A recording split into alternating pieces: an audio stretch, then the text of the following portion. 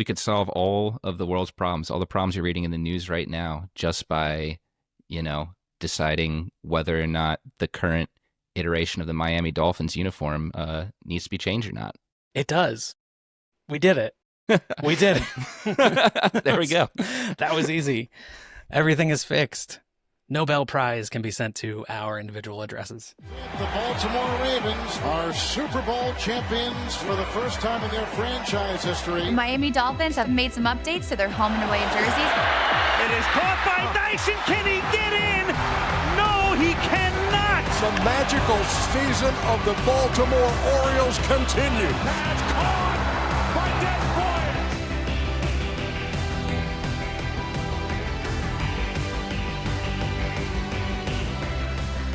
Hello, and welcome back to Derek Likes Sports, the only podcast that you are currently listening to. I guess I don't know that for sure. I mean, it would be kind of weird to listen to multiple podcasts at once, I feel like, but there's probably someone who does it. That's kind of deranged behavior, though. I would not want to associate with anyone who does that. I have what I think is a great episode for you today. I got to talk to Peter Cocoros, and he is a huge Baltimore sports fan, much like Alec from the first episode. They actually did a podcast together called One Winning Pod, where they talked a lot about the Baltimore Ravens. So go check that out if you haven't already. Thank you for coming back to episode 3. I forgot to say that. If you are back from episodes 1 and 2, welcome back. I am glad you're here. I wanted to open today's show with a story that has nothing to do with my conversation with Peter. But it's my show, so I can do that sort of thing.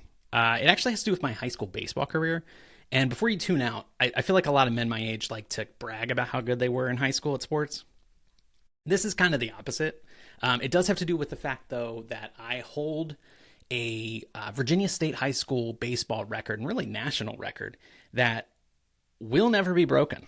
It has not been broken to this day, and in fact, it is mathematically impossible for this record to be broken. So this story has to do with both baseball and math, everyone's two favorite things. So my high school baseball team, Clark County High School in Berryville, Virginia, was horrible. I mean, just terrible. The 4 years I was there, our record was 13-71. 13-71. We got so used to losing, and a lot of those games were by slaughter rule. So we'd be down by 10 runs, and they would call the game before it was actually over, like as a mercy to us. So one of these particular games, we were down by a lot, and I was not a pitcher. I was a middle infielder, and I hadn't pitched since Little League. I was not good at pitching, and I wasn't good at any aspect of it. I couldn't throw hard. I couldn't throw very good, like breaking pitches, but I did have one kind of gimmick where in practice, sometimes I would throw a knuckleball, and my coach saw me doing that a couple times and was like, "Oh, wow, that's pretty good. Maybe we'll use that one day." And then that day finally came. We were down by a lot. We wanted to save some of our pitchers, and I came in to pitch. And the first batter, I walked to them. You need one to kind of get loose. So I walked them, runner on first. Second batter to come up. It was actually, I remember it very well. His name was Ross Matheny. He actually went on to play quarterback for the University of Virginia after graduating. Anyway, I almost if I could throw harder, I would have put his career in jeopardy, because my first pitch just drilled him right in the shoulder. And then I hit the next batter also. So now the bases are loaded. I've hit 2 people. I've walked one. And the next batter, I just floated a ball in there, and he hit it to the fence. All 3 runners scored. So we're in a situation here where I have gotten 0 outs, and I've given up 3 runs. And if you don't know, there's a stat in baseball called earned run average. And basically it's the number of runs you would give up over 9 innings. If you were to pitch 9 innings, kind of the average number of runs that you give up. So it's calculated by dividing the number of runs you've given up by the number of innings you've pitched. And innings pitched, in order to accrue an inning pitch, you have to get an out, which I hadn't done. So what you end up with is a number of runs, 3, divided by number of innings pitched, 0, which you can't do. You can't divide a number by 0. So the way it gets logged is as an infinite ERA. So my career pitching that, and I was taken out of the game right then, never pitched again in my high school career. My career ERA as a pitcher in high school is infinite, meaning it can never be broken. Nobody can ever have an ERA higher than that.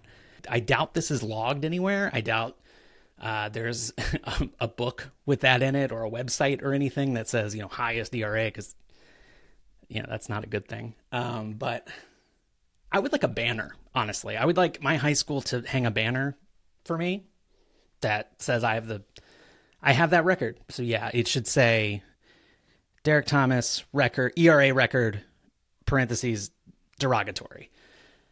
That's my story. I hope you like that story. Anyway, I'm going to, this is over. This intro is over. I'm going to go back to my conversation with Peter and where we last left off with this conversation. We were talking about how we could save the world by changing the Miami Dolphins uniforms. And let's get back to that conversation. It was all about getting a helmet back on the Dolphin. That was the most important thing. Who knew? Yeah.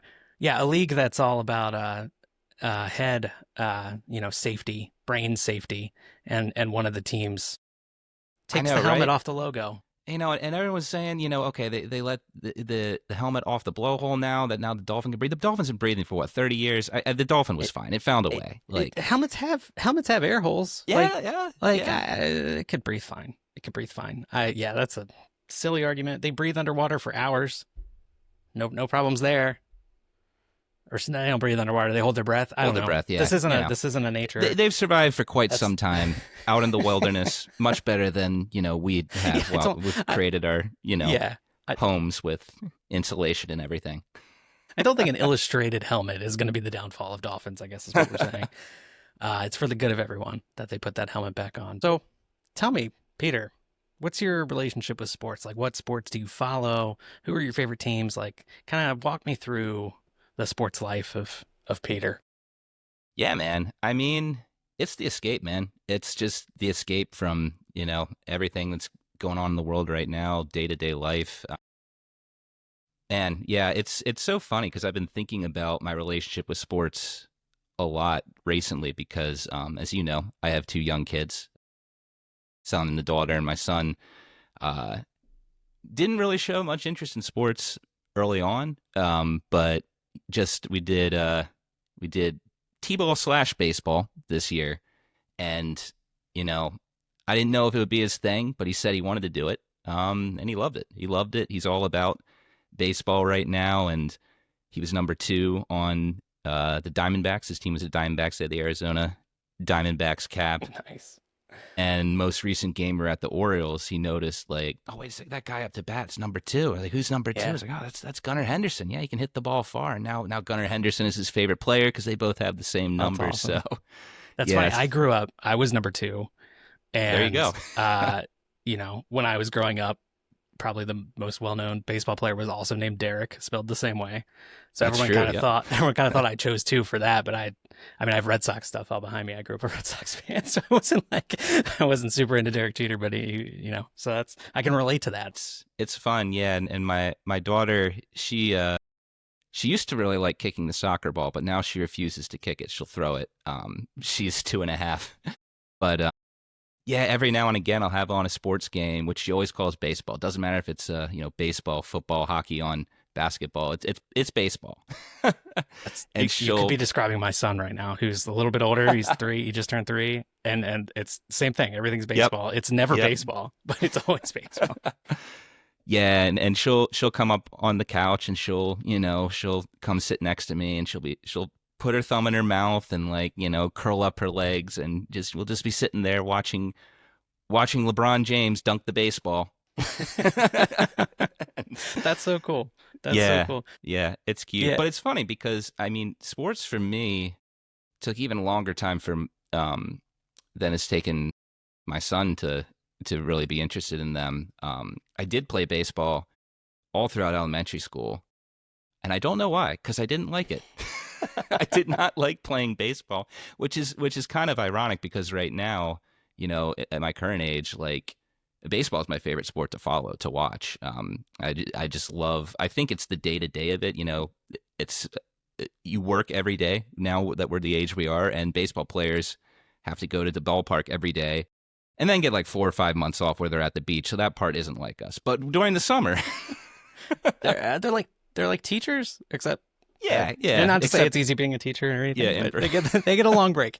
They do get a break. Like, yeah, props to teachers. They have a tough job, but they do get a break that a lot of us don't get. But and some of them don't get that. Some of them go year round. But anyway, we're not that's true. Yeah, jobs in the summer. But anyways, appreciate teachers. Just want to make sure that that's clear. They're also not really paid for like a full year job. Yeah. Yes. Yeah. It's What? crazy. For the next 50 minutes, I think we should just talk about how hard it is for teachers. I think that's what we're doing.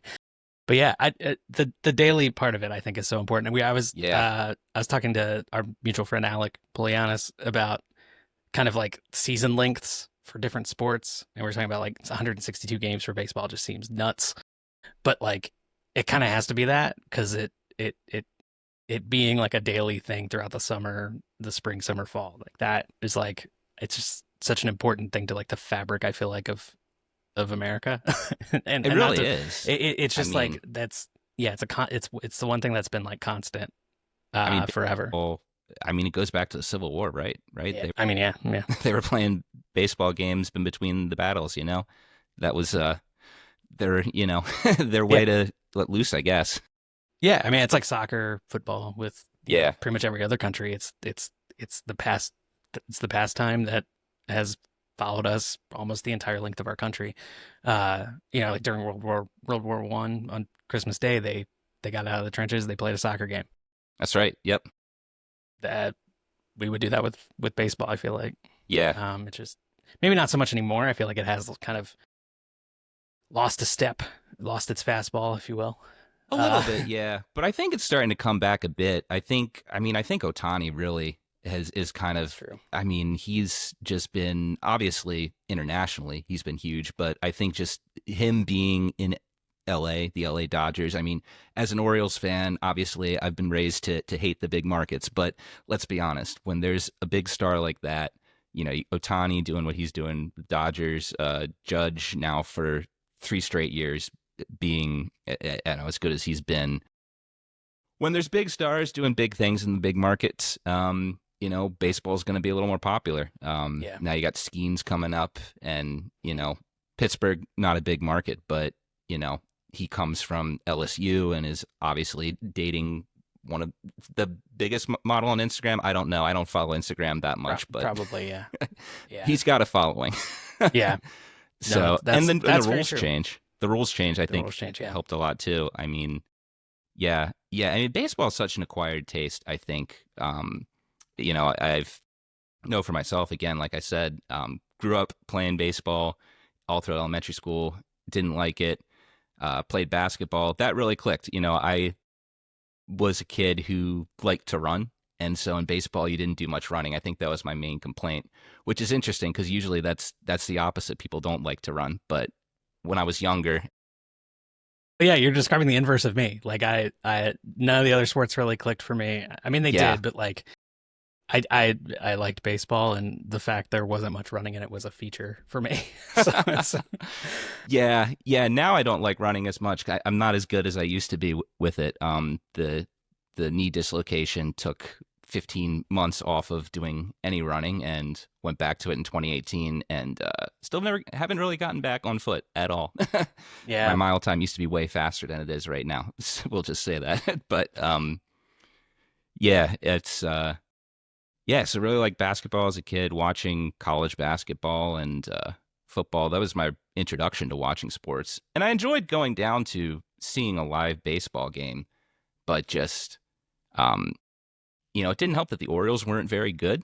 That certainly didn't help. Period there. Yeah. Yeah. But I do remember the day when I watched a baseball game and it just clicked and I just got it. It's just a very random baseball game. We were down at Camden Yards in 2012 for my brother's birthday. In 2012, if you're not an Orioles fan, you might not remember the Orioles' good season since '97. Buck Showalter was there.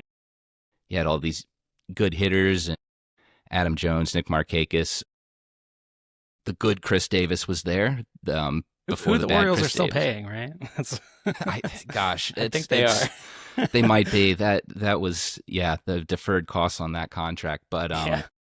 yeah, so it was just a random July afternoon. The Orioles were playing the Athletics, and on the mound for the Orioles was, at the time, failed starter Zach Britton would eventually move to the bullpen and become, for a brief period, one of the elite closers in all of baseball.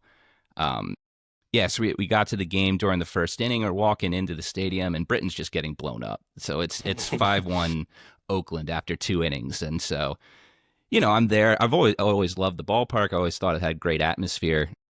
And I was excited to go because the Orioles were doing good. And growing up as a kid I was just like, man, this place would be just an incredible place if, like, the home baseball team was good, Yeah. The Orioles had a big 5th inning in that game, and started to come back. And at that point, it was just back and forth. And then they're getting into the bullpens. And I was, really starting to understand the strategy of the game just from watching that. And like, okay, you're bringing in this pitcher because of the splits. You're bringing in this guy because of the pitch he can throw. And I mean, the stadium was electric as the Orioles, in the bottom of the 8th, took a 1-run lead. And then Jim Johnson came on the mound, and that proceeded to give up 6 runs, and the Orioles lost that game 14-9. But it was exciting, and at that point, I was just hooked and I became a baseball fan that day, and I just kind of kicked myself as that season went on. It kind of in two directions. In one way, I was just like, man, like, how come it just didn't click earlier? This is just such a fun game to watch, to follow. Yeah. But at the same time, it was like, well, this was the perfect season to do it because the Orioles were finally good again. That's true. Yeah. Yeah. So, I mean, I've been, even through the awful rebuild they had to go through, every week that the Orioles are in season, I'm sure I'm watching at least 3 games. It's amazing, man. So was that your first Orioles game, or had you been to them before? And it was just kind No, of it wasn't my yeah. first. It was just the first one where I was just really into the game, where it just clicked. Yeah. I was like, and it's interesting, I was, gosh, how old was I then? 2012, 20 years old? Yeah, just turned 20 years old. So, your interests change a lot as you grow up, and, still a huge fan of football and basketball. But, yeah, baseball was one that it took me till then to get into. And I'm starting to appreciate hockey a little bit too in my older age too. Oh, nice. Yeah, the hockey playoffs we had last year, a lot of exciting games there. And man, the Yeah. Stanley Cup this year is just incredible. All those tight games, Yeah, man. as we're recording right now, Game 6 is happening. So It is, yeah. they've been very Now, disrespectful to us East Coast dads with these overtime games. Yeah, I will admit, as exciting as the games have been, I have not watched a minute of overtimes because I just just fell asleep. Yeah, I think it was a Game 3. It went to. I just remember I was trying to watch it on my phone in bed, and like 2 separate times I dropped the phone on my face like as I fell asleep because it's like the most exciting thing. Game never stops. It's just going back and forth, back and forth. Sudden death, next goal wins, and I'm falling asleep because it's after midnight. Like it's impossible. But yeah, I mean, I think you hit on. I mean, the thing about baseball is it's just it's a really complicated game. Like I kind of describe teaching someone to play baseball as just like a series of but or and like you tell them a rule. You're like, when they hit the ball, you have to run. If you're on first base, you have to run to second base. Right? Simple as that. Oh, wait, actually, no. Actually, if it's a fly ball, you got to wait because if they catch it, then you have to go back to that base. Yep. And it's like, actually, and wait, you can run before they hit it. But if there's no one in front of you, then you don't have to run. So it's just like a series of like very intricate like rules like that I think is really difficult to get. Like the concept of like a sacrifice fly and tagging up from third base is like so Right, weird. yeah. And it's Yeah, such a like important part Because of the game. usually, if the ball's caught, that's a bad thing, right? Right, Like nothing right. good happens. But if you hit far enough, then you can still get something out of it. Yeah. And then like you have to explain like a dropped third strike. oh, he struck out. Why is he running to first base? Like That's he right. didn't hit the ball. Why is he running to first base? It's like, I And don't then know why there's that's a rule, but it is. And ground you can, rule double. There's yeah, the balk. The balk is the balk is, yeah. most obscure rule. I I feel like think. Major League Baseball players don't even know all Oh the yeah, balk rules. they Like probably it's don't. yeah, Yeah, it's so I think that is like a it's like huge, NFL players and overtime rules. They just play, right. but they don't know what they're doing. Well, yeah, I mean the NFL is like in I think there is a degree to that with the NFL where like if you there are like different tiers to which you can like understand the game, and like the more complicated you make the rules, the harder it becomes to kind of cross over into that like next tier of understanding what's going on. And I feel like What is a the catch? yeah, exactly. And I feel like the well, whatever a catch is, Des Bryant definitely caught it in the 2015 or NFC divisional game, but I don't have any trauma. I don't have any trauma from that. Don't worry. But I feel like with baseball, like to get to the first tier of understanding it is like the hardest of any of the major sports. Like the other ones, all the goal of the game is like pretty clear, and like how it operates is like pretty understandable. Baseball, uh, it's like I think if you're watching it for the first time, you probably feel like an alien. It's probably how I feel like watching cricket, where it's like, what is But happening? yeah, Um, there's some similarities to baseball, or a at little least bit, yeah. that's what the most recent episode of Bluey I watched with my kids taught me. I'll have to maybe that one because I've tried to understand cricket and it's I feel how my wife must feel when I'm trying to like tell her about a sports thing that Yeah, you have yeah, to like because like if I'm talking to you or someone else who follows sports about it, you already have like that like base level of information that you need to know to understand why something's like interesting or cool or like surprising. right, yeah, My wife hasn't followed sports her whole life, so like she doesn't know all of the backstories of like why it's interesting that I don't know that like Rick Carlisle is coaching in the NBA Finals this year and right, yeah, like and like beat the Heat in 2011 and like why that's interesting to now like so you have to like deliver all this exposition to like catch them up on the story and then tell them like the one sentence thing that's like new. And so and yeah, so I don't even remember what I started talking about. I think it was about the rules of baseball, but sports, yeah, baseball, yeah, it's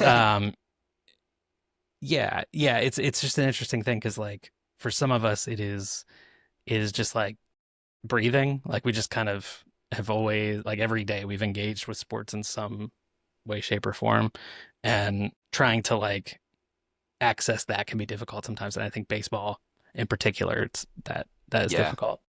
I mean, it really is true. I mean, like, going back to my son's experience with Little League. I mean, just like the simplest, like he asked so many questions on the field the first couple of games of just like where am I supposed to go? What am I supposed to do?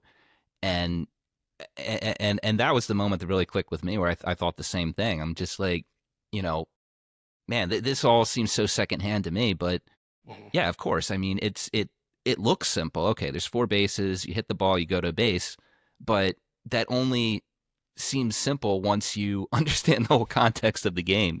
Yeah. Yeah, it's Whereas incredible. soccer, you just need a ball. You need a ball and a person, and you could play a version of soccer. Like you don't need Yeah, goals. right. You Yeah. don't need Just put two rocks another down. person. Yeah. Yeah. You can just and I mean that is why it became the world's most popular sport is because there's no barrier to entry. It's a ball. That's all you need. Yeah, exactly. Yeah. Baseball, I mean, baseball you need at least like four friends, right? Like to even have any Yeah, true, semblance right. of like a game going. I mean, I It's guess you could throw like the wiffle ball up to ball. yourself and swing it to yourself. Yeah, you can do that. Yeah, yeah, fun. So I mean, try getting together like 18 people to play a baseball game. Like, like the Sandlot made that seem like the easiest thing in the world. Have you ever actually heard of that happening? No. No, I remember. So a friend of mine from college, like I would play pickup basketball with, and he would organize the games, and we'd play 3-on-3 up to 5-on-5, just depending on every game. Again, similar to soccer, all you need is a pair of good shoes and a basketball, and then an actual hoop. I mean, you could play basketball with two rocks on the ground, I guess, and pretend, make judgment calls on whether it would have gone in a hoop or not. But based on some of the games I've played at random YMCAs, I have a feeling that game wouldn't last very long with all the arguments you get into about fouls and stuff with no refs. But I digress. I have such good shooting splits in rock basketball. I just yeah. Oh man, but yeah. So, and I mean, we do pick up basketball for years. Now we both have young kids and both live on opposite suburbs outside of Baltimore, so it's tough to do now. But yeah, for one Sunday, he said, "Hey guys, let's play baseball. It's a great day out," and got no response, and that was it. Never tried again. And then next week, it's like, "All right, basketball at 2. Who's in?" I mean, and the other thing, baseball is like extremely difficult. It's like I'm biased because I grew up playing baseball all through high school and then softball for a little bit after that. So like, everything I say is like dripping in bias a little bit. But there's the old adage, like someone who fails 7 out of 10 times playing baseball is considered the most successful at what they do, of the professionals. So, and you mentioned Ohtani, and I mean, as we're recording now, I'm not sure when this will come out or if it'll come out. We'll see. But he was pitching again last night, and like what he's able to do, like he's capable of winning the Cy Young Award in pitching, the award that goes to the best pitcher in Major League Baseball, and capable of winning the MVP, just that goes to the best player, in a season that he didn't even pitch in. Like what he is doing is beyond what you really see in a lot of sports settings. As I'm saying that, I'm thinking about like the NBA and basketball and how all of those guys play offense and defense. So maybe it's unfair to them to like really glorify this. Maybe everyone should be doing more of this. But like, the level at what which are you doing, Skeens? You're not hitting 2 homers a game. Yeah, what are you exactly. doing, man? Exactly. Yeah. I mean, but it's amazing. Like he's one of the top 5 hitters on the planet, and like definitely in like an upper tier of pitchers. We'll see how he comes back from this injury, but before he got hurt, like he was right there amongst like the top 3 to 5 pitchers in the league. It's just, we're so lucky to have a guy like that playing right now, and the fact he's able to like cross international boundaries and all that stuff, it's really good for the sport. And I mean it's just such a fun game to like just go and take in as an experience in person, even if you can't really enjoy it on TV or whatever. Like I think baseball being good is just like good for people. It's just like a good outlet. It really is. I mean, it's American, right? And it's an American thing that we can all agree on right now. And the best player is Japanese. Exactly. It's like the NBA, where basketball was invented here. It's kind of started out as more of an American sport and then kind of branched out from there.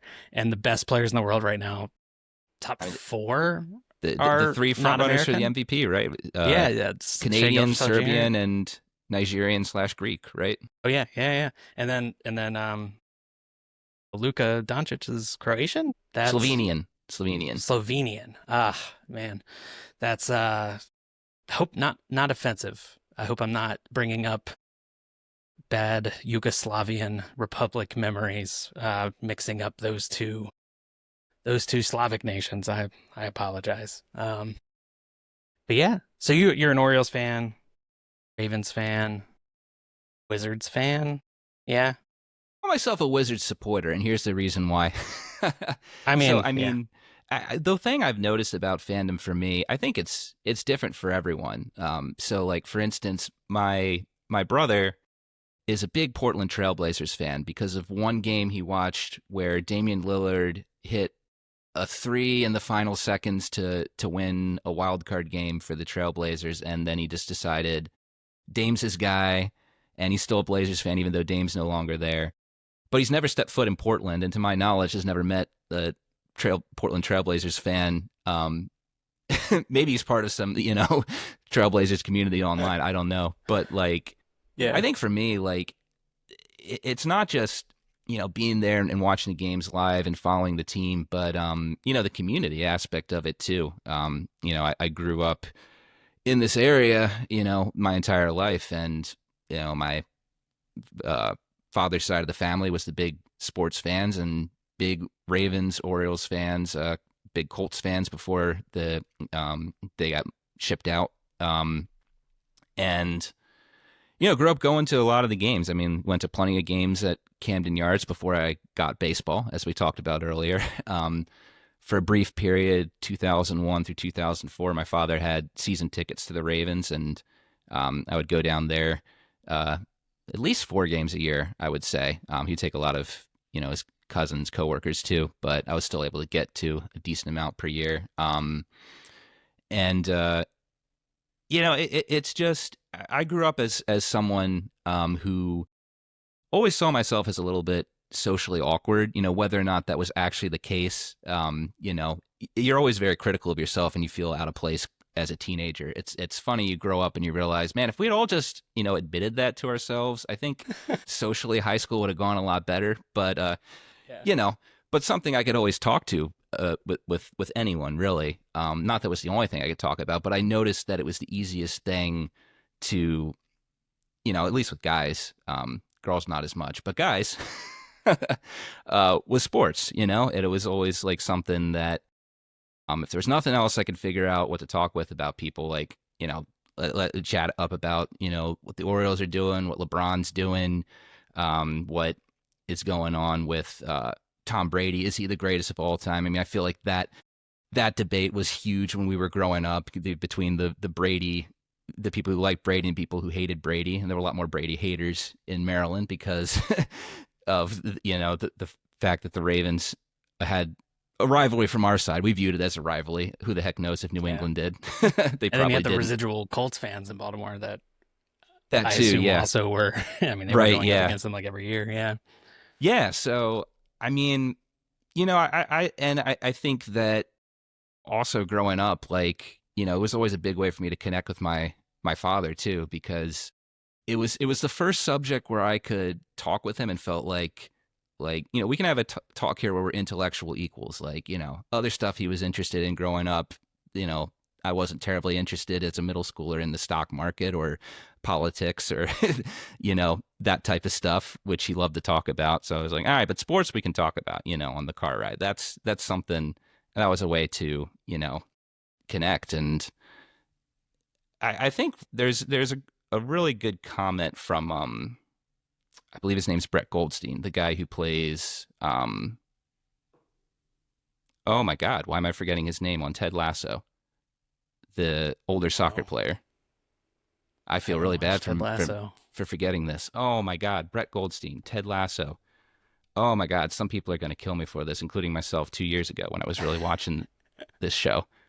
Roy Kent. Yeah, he played Roy Kent. Roy Kent. Yes, yeah. I've heard that name before. Yeah, so there's a scene in the 3rd season of that show where, his character is going through, to not spoil anything, I'll just say, a common life thing. He's a character that has difficulty sharing his emotions, and that's kind of his whole journey throughout the show, is examining that. And he has a deep discussion with the Ted Lasso, the coach of the soccer team. He's the assistant coach at this point. I guess that's a spoiler, but not so much.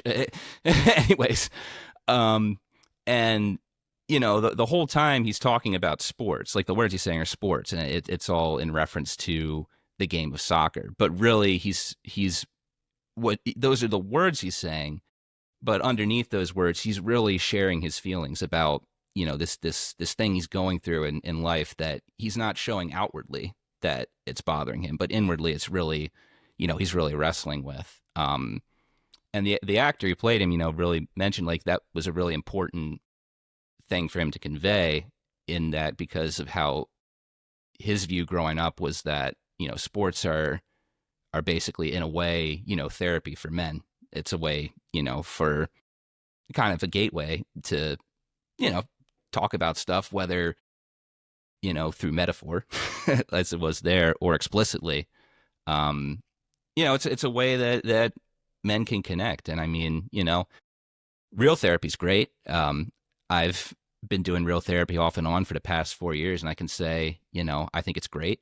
But, not everyone feels comfortable, going to that. And it can take some time to find the right therapist too. So, it's something you can talk about without like having to get too vulnerable, right? Like, yeah, exactly. it's something you can connect with another person on that is like a shared experience that isn't like intimately personal. 100%. For most people. For most people. Some people get, some people get way too upset and smash TVs or whatever. We've talked about this. Your fandom is a disease. Yeah. There's a lot of truth to that. There's a which lot I of say in jest, but also not. Like it is, but it is something like innately human, right? Like to it really like is, identify with your team or whatever. It's something, it is funny. I view myself and my relationship with fandom, it's needed to take some growth because, when you're a kid, you like really tie yourself to, the outcome of a sports team. I remember, so the when we're talking about football, the first time I ever watched football and really like found it exciting was Super Bowl 34. That game, the Titans and the Rams. Before that, for the previous that year and the year before, Sunday afternoons, I dreaded Sunday afternoons because Sundays were like, so first off, you go to church in the morning, and which I didn't mind, but it was also like, well, this isn't as exciting as being home and playing with toys or reading books or something. I was thinking as a 6 or 7-year-old. And then we'd get home and I hated football. So it was like, oh, great. It's like we eat lunch and then 1:00, Dad says I got to come down and watch the football game with him. So they're going to be bored for the next 4 hours. And then, oh man, I'll have like an hour to play before dinner and then bath time. Oh my God. So I really looked forward to 4:00 games were the best. When the Ravens were on the West Coast and 4:00 games before I really got football, that was like, man, I can do whatever I want in that before I watch the football game. This is great. Oh man, that's funny. It became like a chore, like another appointment you had to do. It did. Funny. But, I credit my dad for doing that because it ended up well. Because eventually football did click. And, so I watched Super Bowl 34 and it was an exciting game and I got it. And so week 1, when the Ravens started, I was watching the games. And of course, that season, they would end up going on to win the Super Bowl. So, but I do want to make a point that I was not a bandwagon fan because I jumped on the bandwagon just before they got good. And I don't think you could be a bandwagon fan of the team in the city where you live, like I feel like that's not really the thing. Like I have like carte blanche to at any point become a Commanders fan that I want to. If tomorrow I decide it's it's time, I'm just like coming home, right? Like that. Right, exactly. That can't be a bandwagon situation. Yeah. I'm really jealous of you Ravens fans, you Baltimore boys that I'm friends with, because like you basically grew up with the team, like that was yours, that you were like the first generation of fans of, and that just like I get it. Yeah, it's like and then they won a Super Bowl right as you were like coming of age, and then won another one, like, and they're always good. They're always like in it.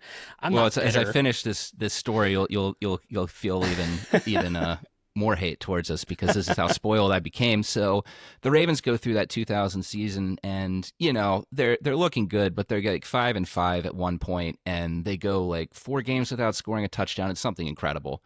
And then that's when they turn to, of all unlikely saviors, Trent Dilfer, and they go and score 3 touchdowns against the Bengals the next, or 2 weeks. His first start, they didn't score a touchdown, but the second start, and then that kicked off like, they won all the rest of the games in the regular season and then obviously through to the Super Bowl. And then, so I'm kind of spoiled here because I haven't seen the Ravens lose a game since early October. And then so we get to week 3 of September, and the Ravens just get crushed by Cincinnati. The first sign that Elvis Grbac was not the correct free agency signing. And I'm 9 years old. And I remember crying Man. because the Ravens lost to the Bengals, who I had been the previous year. I was like, oh, that's a terrible football team. I was like, wait, we lost to the Bengals. Wow. And it's just funny to look back on that. And, as I grew up still, there's still a big emotional pain when the Ravens lost, or, growing up as an Orioles fan, I was just kind of numb to them losing until 2012. I didn't know that I was supposed to have expectations. I know, right? I remember when I was 12 and I started reading up on the history of baseball, and I was reading this book that I got out of the library, and it was like listing the best teams of every decade. And I was looking at the 50s, 60s, and 70s. Like, wait, the Orioles are in the top 5 in all 3. Yeah. Wait, what? They suck. What? They were good at one point? That's very funny. Yeah. That's very funny. But yeah, even into early 20s, man, like if the Ravens lost a game, when they would lose a game, I'd wake up the next morning, man, there was a pit in my stomach. It was dreary at the beginning, which, it sounds silly. It's a sports game. Like, I don't actually know any of these guys, I'm just watching the games. But as I've grown older, I get really excited when they win. When they lose, it still hits you. But you just kind of, now it's just like, okay, well, a lot more important things going on. It's like in a life. perspective thing. Yeah, like it really is. 31 of the 32 teams end on a note that's not winning the championship. So like, you're just setting yourself up for like perennial disappointment if you're just expecting to win all the time. And there's a lot of fans who approach it that way, and if you want to approach it that way, you can. But it's like you said, unless your team becomes a dynasty, like the Patriots were for a bit there, or the Warriors, you're going to be disappointed a lot at the end, and then I guess go into a really deep depression when they're turning to tear it apart. Drake May and Jordan Poole, and Yeah. It's funny. You just unlocked you unlocked a memory for me. That's I think might be the reason why I feel like a weird apprehension toward liking anything the Ravens do. I think I have like this. I have this memory where it was the season after they won the Super Bowl, and we had just moved to Virginia. I lived in West Virginia before that. We had just moved to Virginia, and we hadn't like gotten cable or whatever in the house yet for week 1 of the NFL season. So I ended up listening to the radio and listening to like the local Ravens broadcast. I want to say they were playing the Bears week 1 that season. That was the game. Yep. And I remember, I think the Bears on their first drive kicked a field goal, and I remember the announcer saying something like, well, there won't be a shutout today. And I was like, the Bears could still shut out the Ravens, you idiot. Like, I was just like so mad that he was like assuming that any shutout that happened in that game had to be the Ravens. And like, yeah, sure, they had a great historic defense, whatever. They also had Elvis Grbac at quarterback. So I was like, I just remember like being so angry. And I really can't with any local announcers, because it drive me crazy with that kind of stuff. Yeah. But like, I remember like 10-year-old me or whatever was just like, no, I don't like the Ravens. Like that's annoying. So yeah, you just unlocked that for me, and now I have to go process. Now I have to go process that. Hello again, it's Derek from the future. I just want to let you know that today's game time segment is very visual, probably too visual for an audio medium. So sorry about that if you are only listening. I wanted to remind you that you can see a video version of this podcast. I know it plays in Spotify. If you're listening on Spotify, you can just watch it right there in that app. If not, it will be uploaded to YouTube, so you can watch it on YouTube if you like. Or third option, if none of that works for you, I will include each image that we talk about in the show notes of this podcast. So look for that. You'll see a link to each image. I will put them in there in the order that we talk about them. That way you can kind of follow along. If you don't want to do any of that, I hope that the conversation is still interesting. Cool. Back to the show. It's game time. It's Game time. I thought what might be fun is we will take a look. We're going to do a blind ranking of some jerseys. I have some jerseys from all of the major sports here: hockey, football, baseball, and basketball. And you're not going to see them, but you're going to you're gonna see them one at a time and rank where you think it's gonna end up, basically. So okay. So I think I've seen something like this. So you're going to turn over one, and I'm going to put it 1 through 10, not knowing what the rest is. Not knowing what it is. Yeah. So if you think it's a Man. really good one, you might go ahead and put it in 1, but then an even better one might come up, or vice versa. So I'm looking forward to this, and I know for a fact I'm going to hate my final ratings. it's impossible not to. Yeah, but go ahead and pick any number 1 through 10 here, and we'll. All right. Well, it's Orioles season, and they're up right now, so let's go with the orange one, number 2. The orange one, number 2. All right, and number 2. It's your son's. It's your son's number. My number. That's right. Yep. We Gunnar got the Henderson. Bumblebee throwback jerseys. Oh man. Pittsburgh Steelers, which I think you might have feelings about, given Yeah. the Steelers. You know what? I'm going to have an Anyway. interesting take on this. I actually really like the Steelers uniforms, even though as a Ravens fan, I certainly, Steelers are possibly my most hated NFL team outside of the Patriots. But yeah, It's like a no, classic this look, right? Like it is, yeah, Yeah. and the helmet, it's just it is a really clean look. Yeah, but what about the Bumblebee ones? We're talking specifically about the Bumblebee jerseys here. But yeah, you got the Like, bumblebees and that mustard do you- pants. Do you know, think the pants were the real problem, right? I feel like Well, I they get really called the were, Bumblebee and I yeah. get disparaged for that. The number is like weird, but like I can let that go. It's the pant. The pants are unforgivable. Like it looks like you drank a gallon of Gatorade and then it did not go well it's, after that. Yeah, it's bad. It's really bad. Or like they were white pants, but like you're not using the right laundry detergent or something like that. They're just bad. Bad Oh, pants. man. Anyway, I don't want to affect how you. I rank think I'm gonna these, have to put it. But that's my opinion. on I'm them. tempted to put it at 10, but I'm gonna put it at 9 because I'm like, You're gonna save one. One what spot. are the odds of the absolute worst being the very first one that I pull here? Probably low, right? Probably low. Probably. Although the problem Um, is I can't think of many worse jerseys off the top of my head, and we only have 9 others here. So, Yeah, we'll see. We'll see. Which one do you want to do next? We got all right. Well, let's go Ravens now. Number 7, the purple one. 7. All right. Oh, Ooh. look at that. All We got right. the all right. orange Orioles jerseys. which I All think orange. I think they brought back. They did, yeah. It's not Um, not quite the same shade of orange, and It's it a different doesn't have that script of the classic Orioles, too. script there. Yeah. Yeah.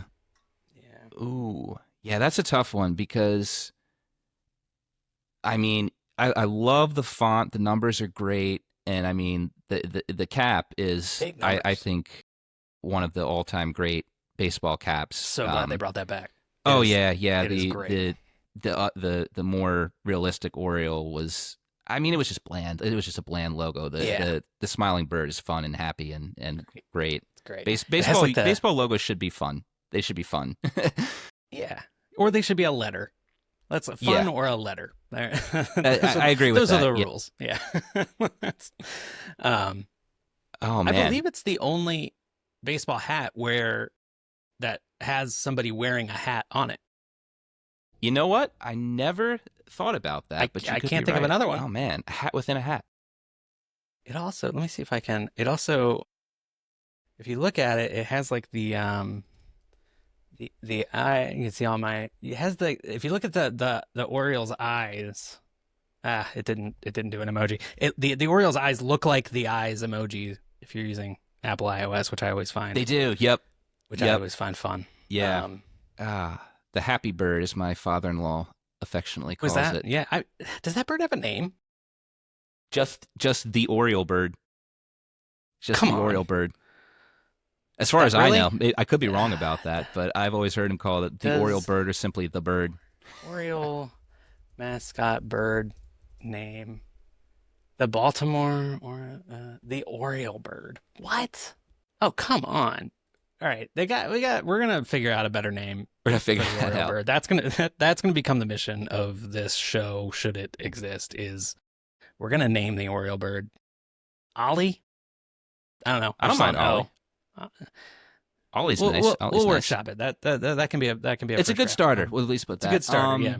Yeah, I love right. the classic Orioles uniform. I am not a huge fan of monochrome jerseys, matching shirt, matching pant colors. So I'm gonna have to put this at number 5. Unfortunately, if it 5, wasn't the all safe. orange, I know Safe. there's a lot of Oriole fans who really love the all orange, but for me, I don't hate it, but it's just every other Orioles jersey I like better. So unfortunately, I got I to put do it like there. this stripe. I had noticed this like The stripe's really nice. bold Yeah. stripe here. That's cool. But yeah, the orange pants are a killer for me. I can't with the you nailed it. The orange on orange, not good, not good. All right, let's go to the All next right. one. Let's go number 8 for Mr. Lamar Jackson and Mr. Cal Ripken. Who are those guys? Mr. Troy Aikman to you. I'm trying to think of another number 8, but I can't. Oh man! All right, so we got the Vancouver Canucks. They wore these, I believe, it was 1982. Man, I would have guessed the 70s. It is well, yeah, they got this mustache only existed in the early 80s, Yeah. the 70s, and now. Man. Those are the times that mustache was a thing. You're pulling out some good ones for these rankings. I like it. Thank I you. like it. Now, as far as, obscure choices, but man, yeah, this one, oh man, once again, there's nothing. It's a V for Vancouver, I'm assuming, was what they were going for here. I guess I could have looked up like the symbolism here. You know what it looks like to me? It looks like a graduation gown. I was about to say that. Yeah. It's like this guy was like National Honor Society, and he has the stash or whatever. Finished top of his class in power play, power play execution. Oh man, hockey is definitely the sport that I know the least about of the major four. Like I said, I've only become someone who watches it very recently, and even then, I watch like maybe 12, at most 12 hockey games a year right now. Yeah. Vast majority of them playoff games. So There's some good ones. Like the Chicago Blackhawks have like a really classic one. Like the Philadelphia Flyers have a good one. The Red They Wings, do. the Penguins. I like the there are a San lot of, Jose like, Sharks. I think that's one that Sharks, that's a fun isn't one. gonna. It's kind of like like the '90s NBA. It's a little much, but Yeah. I don't know. I mean, Sharks are just cool. Sharks are just great. Sharks are cool. How is that like the only professional sports team that's used a shark as? Like, how is that available? Like, Right? it's Yeah. like- I mean, we got a team Dolphins before we got Sharks in the NFL. It's incredible. But that's true. I think I'm going to true. put this one at 8. I mean, Okay. All right. So a little bit better than you do like it better than the Bumblebee.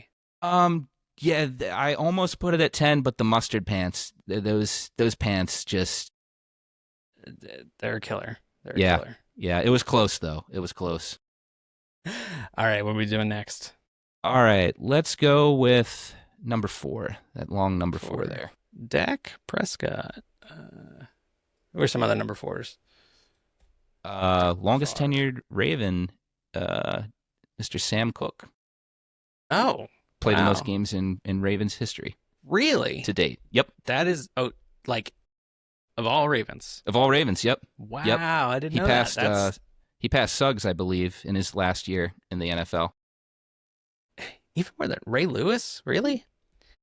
Ray Lewis had some years where he was injured, so Okay, that I think that's the thing. 100%. The punter never got hurt. that's true. Yeah, that's a good point.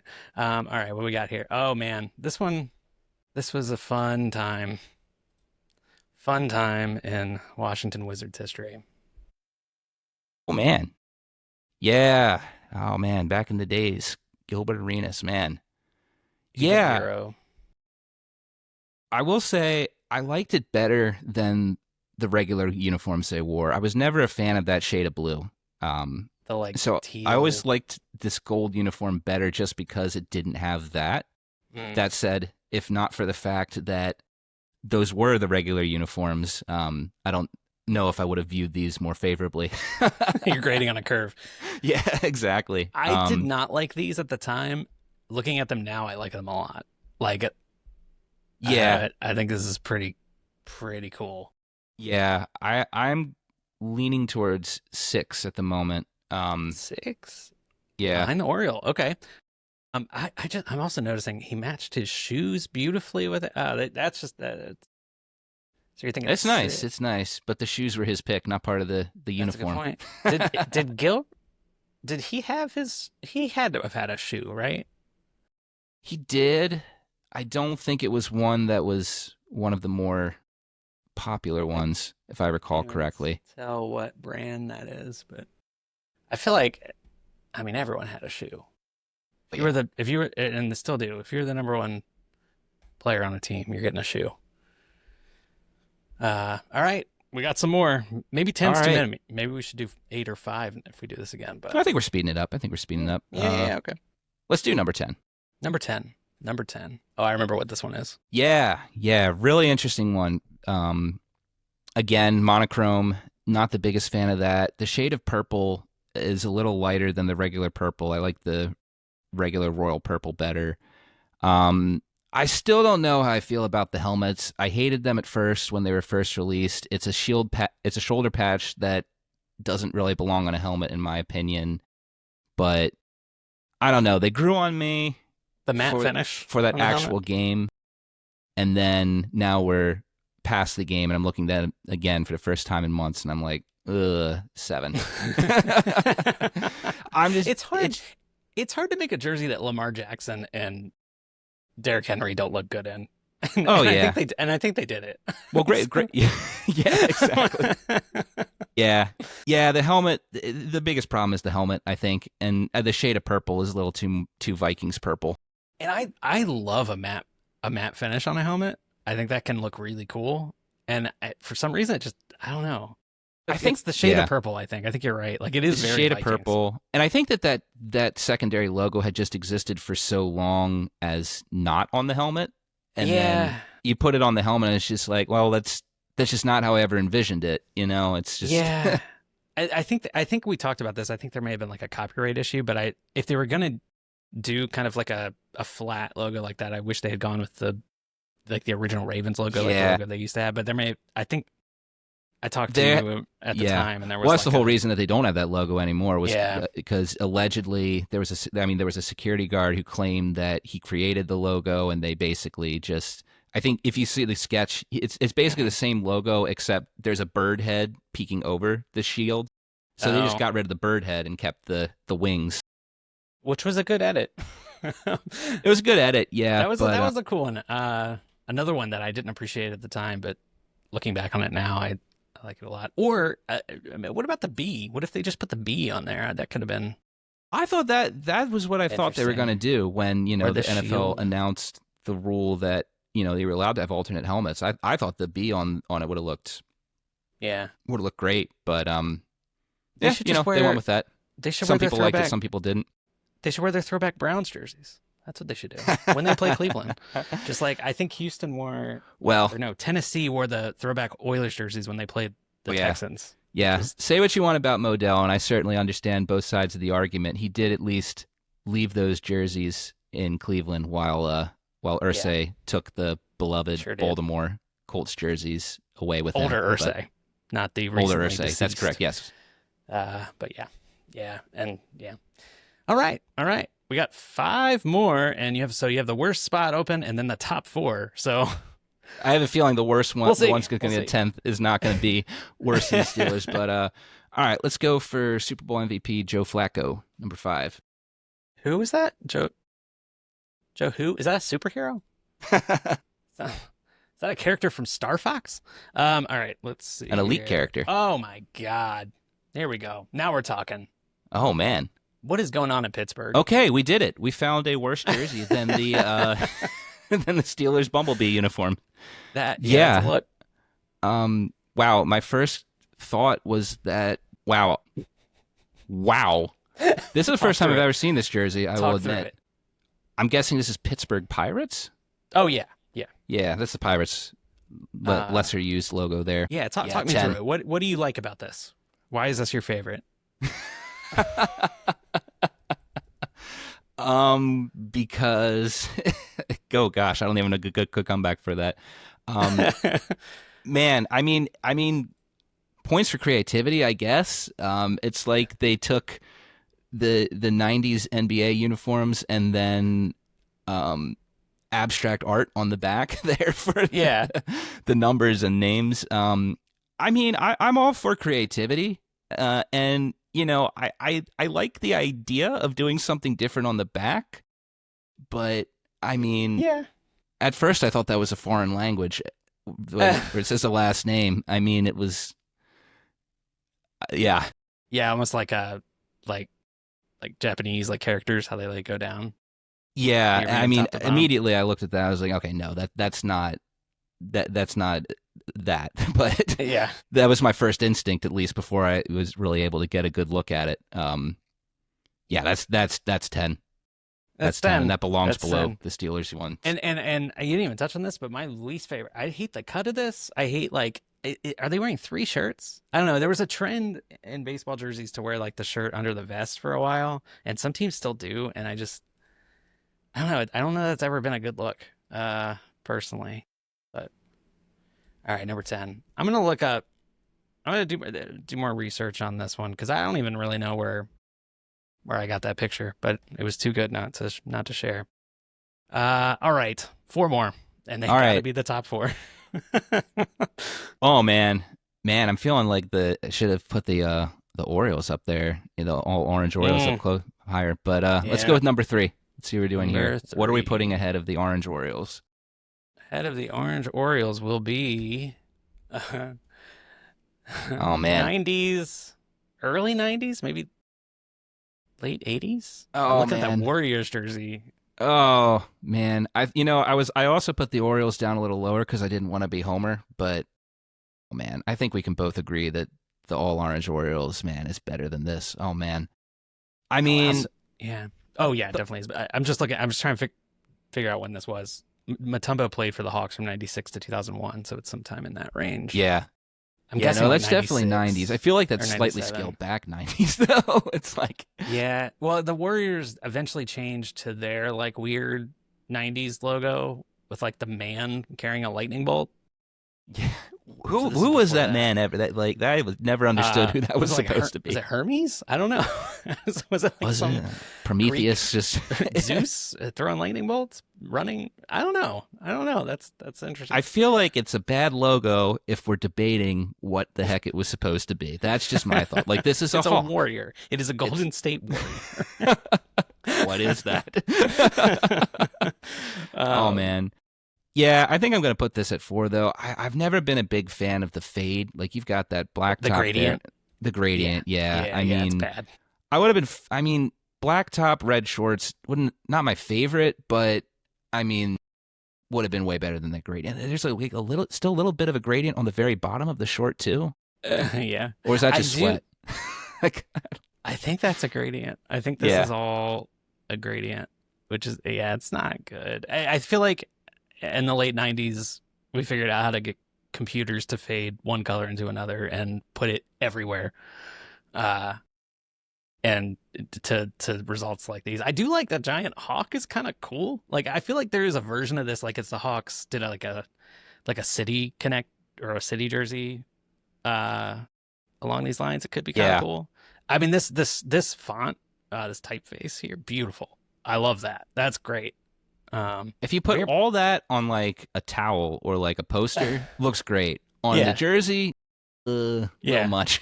And Dikembe Mutombo, all timer, great Oh, player. 100%. Yeah. All right, 3 left.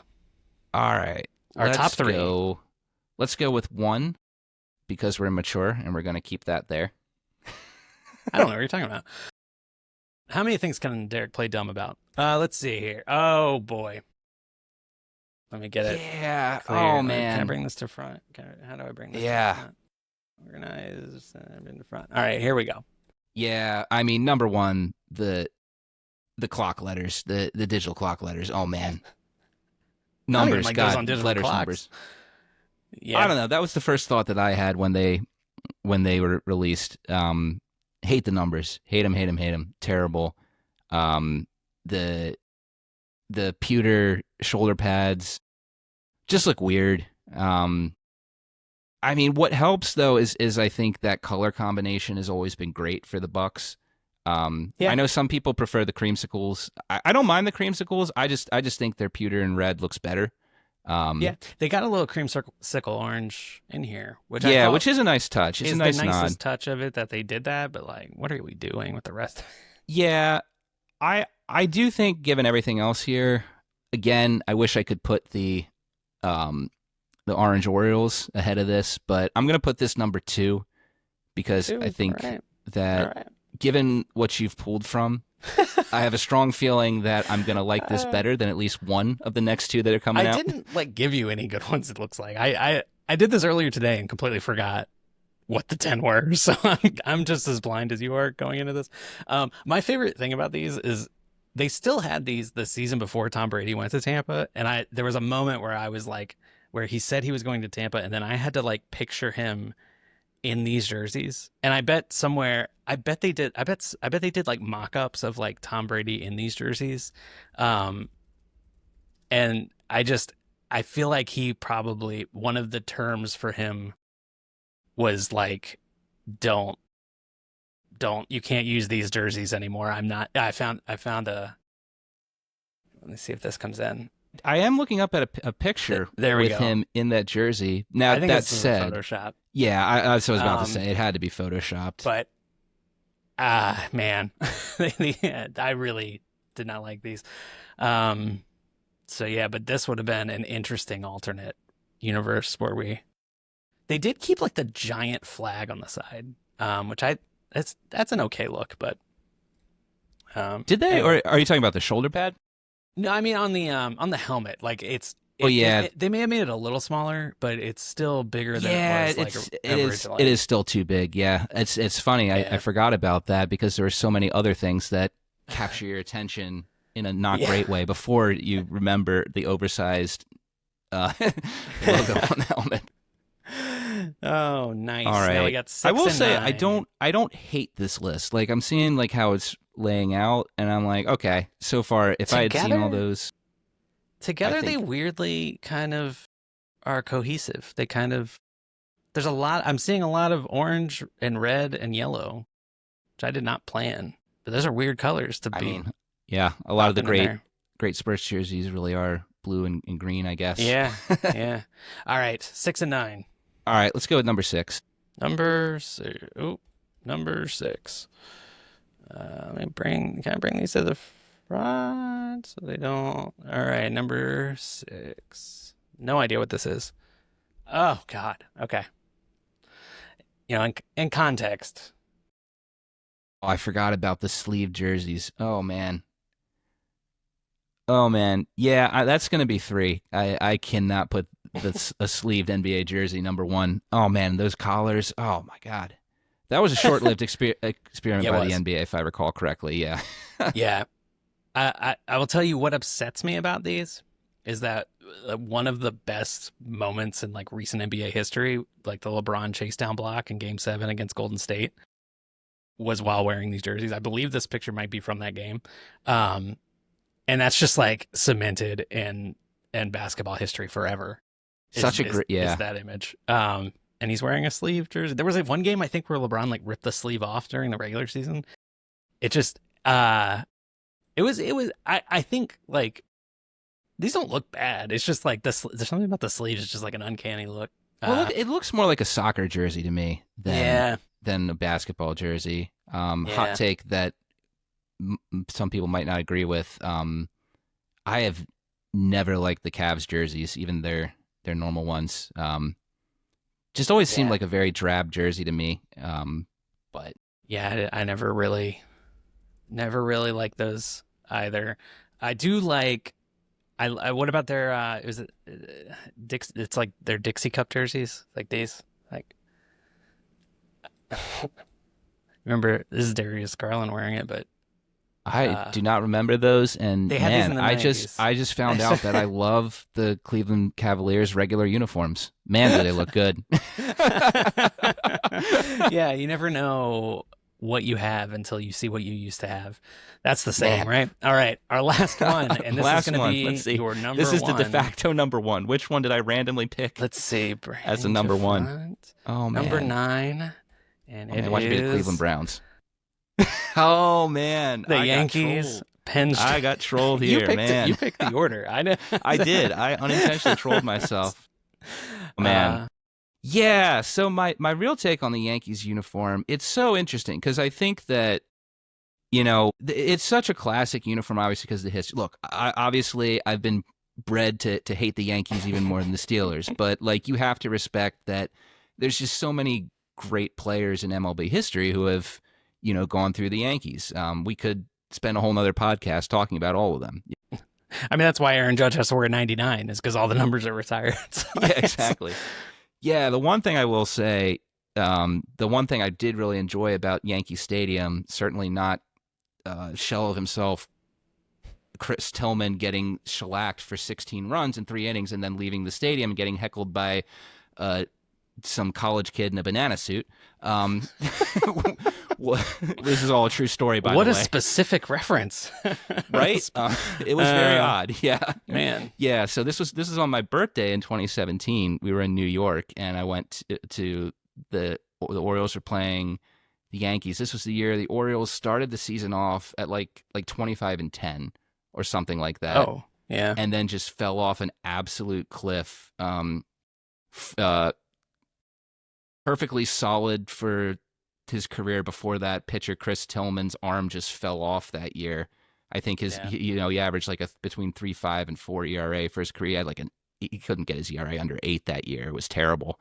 Yeah. And like, first pitch of the game against Judge just takes it deep, and then that was just it. It was just home run after home run by the Yankees, and we left by the 3rd inning, and then this guy in a banana suit who couldn't have been older than 21 saw my Orioles cap, me leaving, and he was just like, "Hey, Yankees, what do you think of that?" And he was just getting in my face in a banana suit, and I'm just like, what in the world are we doing here?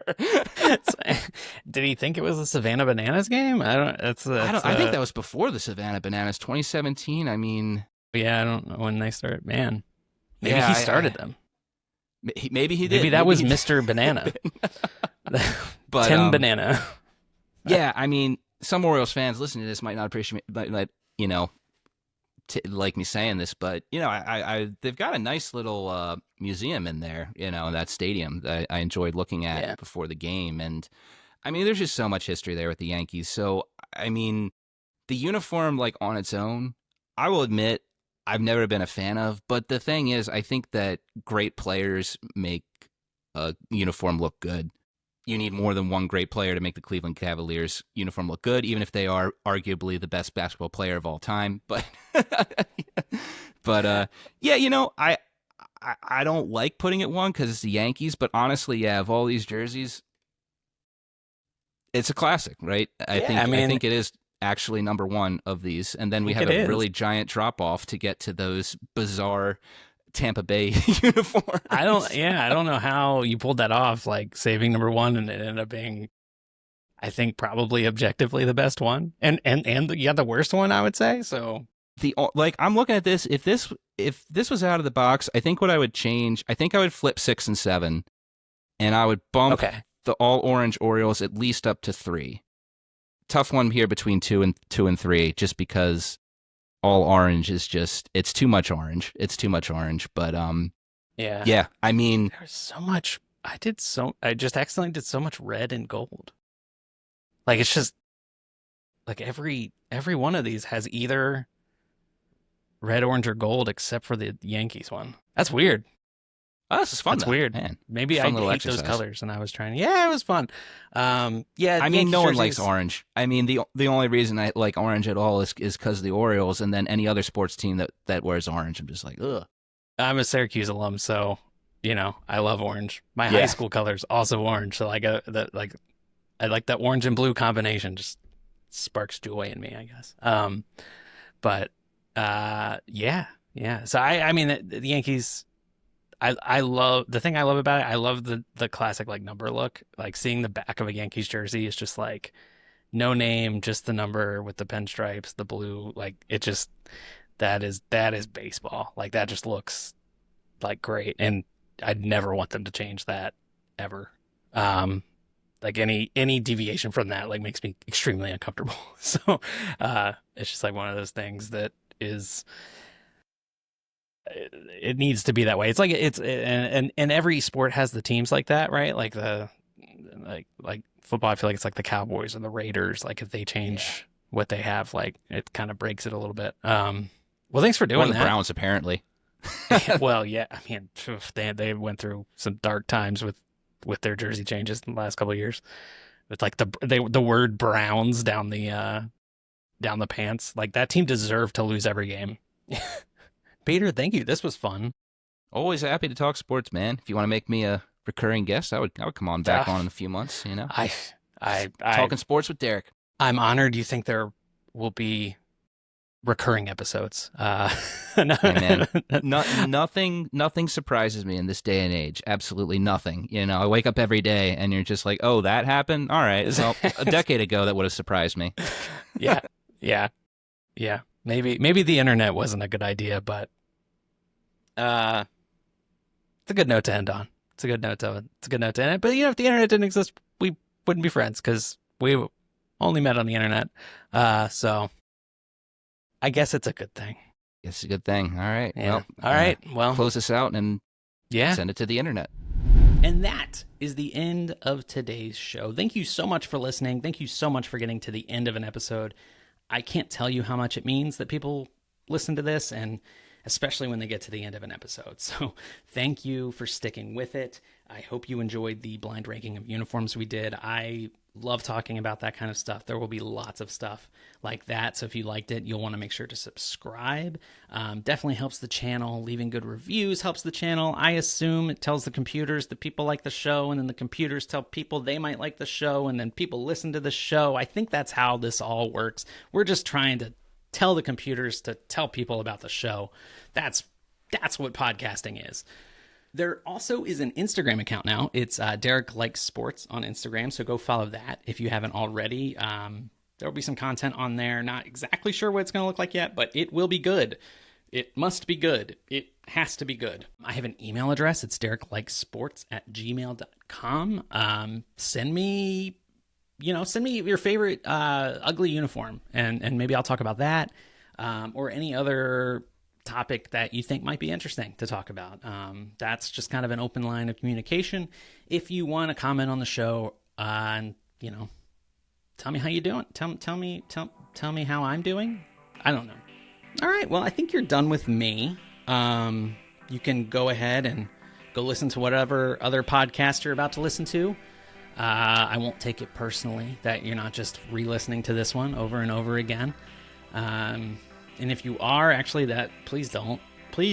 God. Oh, man, that would be weird.